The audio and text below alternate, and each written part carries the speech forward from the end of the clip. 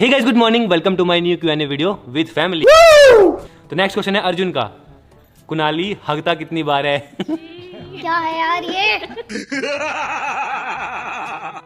3 दिन में एक बता बार। भाई बता। बता कुणाली, तू बता। सच बता कितनी बार? गाइस अगर मैं खाता ही नहीं तो मैं हकता कैसे नहीं बताऊं?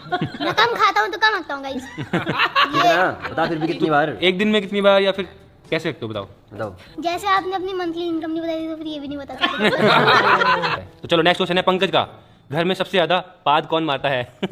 गाइस गाइस बताने की जरूरत एक ही है, एक ही है वो, एक ही है। उसकी तरफ उंगली करने वाले हम। 3 2 1। कौन? सबसे ज्यादा साहिल मारता है गाइस, और खुले में मारता है, इसको कोई टेंशन नहीं होती। आपने ब्लॉग में भी देखा होगा, इस दिखता है बहुत बार। चलो नेक्स्ट क्वेश्चन है पीयूष का। एक बात बताओ, घर में कौन गाली देता है? बड़ी मम्मी गाली देती है गाइस। पहाड़ी में ऐसी गाली देती है ना बड़ी मम्मी। पहाड़ी में अब दिया रे तुमको गाली? समझ भी नहीं आएगी आपको। फालतू बोल दे। गाइस, वैसी गंदी वाली गाली नहीं। कट्टू रोन को कुत्ता। यार क्या ये सब बोलती रहती है गाइस।